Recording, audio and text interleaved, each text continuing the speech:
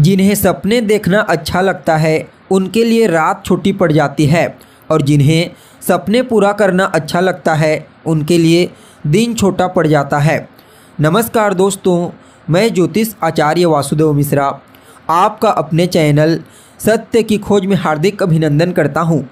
दोस्तों, आज का यह ज्योतिष का कार्यक्रम आप लोगों के लिए यानी कि कुंभ राशि वालों के लिए बेहद ही ज़्यादा खास कार्यक्रम साबित होगा। जी हाँ, आज हम चर्चा करेंगे ग्रहों के सम्राट सूर्य के राशि परिवर्तन प्रभाव के बारे में।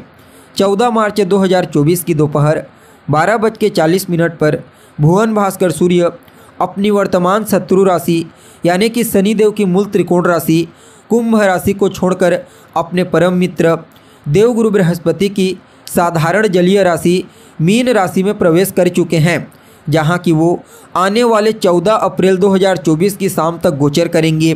फिर उसके पश्चात पुनः राशि परिवर्तन करके अपनी उच्च राशि यानी कि भूमिपुत्र मंगल की मूल त्रिकोण राशि मेष राशि में प्रवेश कर जाएंगे। तो ऐसे में बड़े विस्तार के साथ जानने का प्रयास करेंगे कि सम्राट सूर्य अपने परम मित्र देवगुरु बृहस्पति की साधारण जलीय राशि में गोचर करते हुए किस प्रकार से आपको प्रभावित करेंगे। जी हाँ, इस गोचर काल के दौरान आपको किन किन क्षेत्रों में विशेष तौर पर सफलता की प्राप्ति होगी, किन किन बातों का आपको ध्यान रखना है। साथ ही साथ इस गोचर काल के दरमियान आपका स्वास्थ्य कैसा रहेगा, आपकी शिक्षा, आपकी लव लाइफ, आपकी मैरिड लाइफ कैसी रहेगी, पारिवारिक जीवन कैसा रहेगा, भाग्य, करियर, बिजनेस, व्यापार और फाइनेंस के दृष्टिकोण से सम्राट सूर्य के इस गोचर काल को आपके लिए कितना फायदेमंद कहा जा सकता है। साथ ही साथ सम्राट सूर्य के इस गोचर काल को और ज़्यादा बेहतर और सकारात्मक परिणाम प्रदायक बनाने के लिए क्या उपाय आपको करना चाहिए, ये तमाम प्रकार की जानकारी आज के इस ज्योतिष के कार्यक्रम में आपको बताएंगे। इसलिए कार्यक्रम को बिना मिस किए अंत तक देखने का प्रयास कीजिए। और अगर आप अपनी जन्म कुंडली पर हमसे परामर्श लेना चाहते हैं तो डिस्क्रिप्शन बॉक्स में और वीडियो में आपको हमारा कॉन्टैक्ट नंबर मिल जाएगा, जहां से आप या तो व्हाट्सएप के माध्यम से या फिर डायरेक्ट फ़ोन कॉल के थ्रू अपॉइंटमेंट लेकर अपनी जन्म कुंडली का विस्तार पूर्वक अध्ययन करवा सकते हैं। जी हाँ, देखिए, कोई भी ग्रह जब अपनी उच्च राशि में गोचर करता है तो वह अपना संपूर्ण और श्रेष्ठ परिणाम प्रदान करता है। ठीक इसी प्रकार उच्च अभिलाषी ग्रह भी अपना संपूर्ण और श्रेष्ठ परिणाम प्रदान करने के लिए बाध्य होता है। उच्च अभिलाषी ग्रह किसे कहते हैं? तो देखिए, जब भी कोई ग्रह अपनी उच्च राशि से ठीक पहले की राशि में गोचर करता है तो उसे उच्च अभिलाषी ग्रह कहा जाता है। ऐसा क्यों कहा जाता है?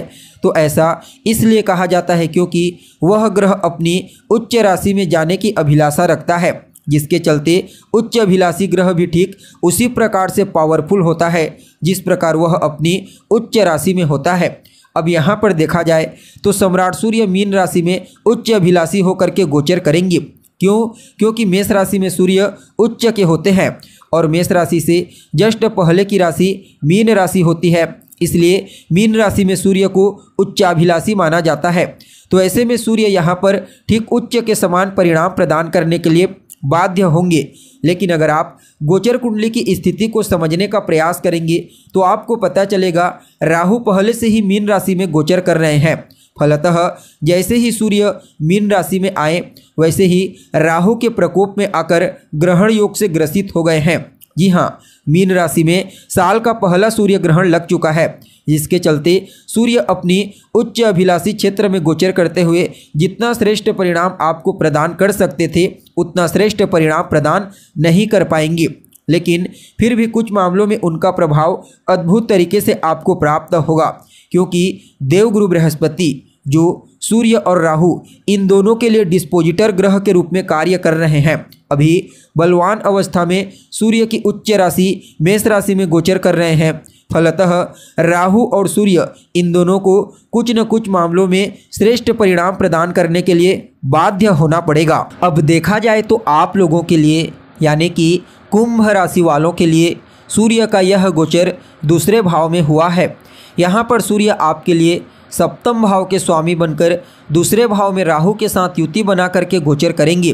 तो ऐसे में सूर्य के इस गोचर को आपके लिए उतना श्रेष्ठ नहीं कहा जा सकता, लेकिन फिर भी कुछ न कुछ श्रेष्ठ परिणाम की प्राप्ति तो आपको अवश्य होगी। सबसे पहले तो इस गोचर काल के दौरान आपको अपने दाम्पत्य जीवन यानी कि अपनी मैरिड लाइफ के ऊपर ध्यान देने की आवश्यकता होगी। जी हाँ, यह गोचर आपकी मैरिड लाइफ को प्रतिकूल तरीके से प्रभावित करेगा, यानी कि यह गोचर आपके जीवन साथी की सेहत के दृष्टिकोण से कतई ठीक नहीं है। इस गोचर काल के दौरान आपके जीवन साथी को स्वास्थ्य से संबंधित समस्याओं का सामना करना पड़ सकता है। तो ऐसे में आपको अपने पार्टनर की सेहत का विशेष रूप से ध्यान रखने की आवश्यकता है।